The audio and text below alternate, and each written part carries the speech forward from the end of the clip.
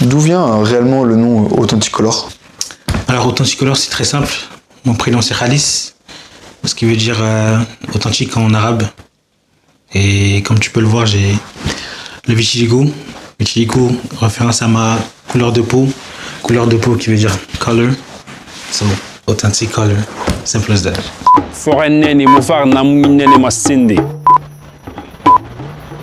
Aujourd'hui, tu es descendant africain. Est-ce que tu as toujours été aussi connecté à tes racines? Pas du tout. J'étais très fan de la culture US, tout ce qui est Kobe Bryant, LeBron James, 50 Cent, Snoop Dogg, tout ça. Le rap US, c'était une culture que je me suis appropriée, alors que, en fait, j'étais juste pas comme eux, tu vois. Je pensais que être africain, c'était moins cool qu'être américain. Pour moi, être noir, c'était vraiment être américain. Et du coup, j'ai dû désapprendre tout ça et poser des questions à mes parents. D'où on vient, mon ethnie, parce que être noir, c'est différent aussi. Il y a chaque ethnie qui sont différentes, tu vois. Et du coup, j'ai dû réapprendre cette culture-là qui était la mienne, du coup, pour façonner ma vision du futur. Okay. Tu parles beaucoup de vaudou dans ton univers. Dans l'imaginaire collectif, c'est quelque chose de plutôt négatif. Toi, comment est-ce que tu définirais ça? Forcément, étant noir, je ne vois pas la chose de la même manière. Tu vois, pour moi, le vaudou, ça n'a jamais été quelque chose de maléfique. C'est pas de la magie noire, ou on n'est pas des sorciers comme les gens peuvent le penser.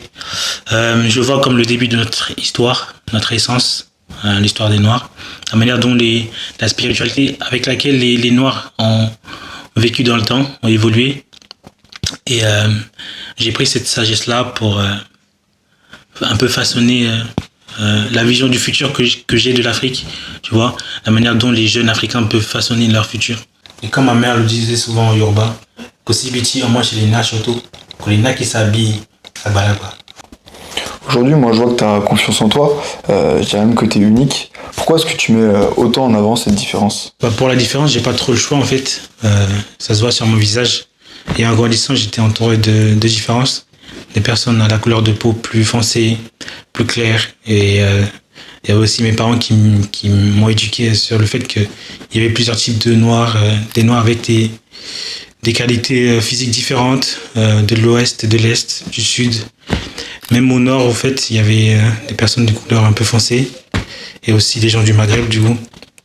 Et cette différence, en fait, je l'ai pris comme bénéfique, comme un truc positif. Et comme mon mentor Asaproki dit, and nothing ordinary about us, from the way we look, from the decision we make, from the romance, everything. So, tout simplement, en fait, je suis obligé d'accepter ces différences pour être moi-même à 100% et façonner ma vision du futur. Et si cela signifie qu'on est des outsiders, ok, on est des outsiders, tu vois.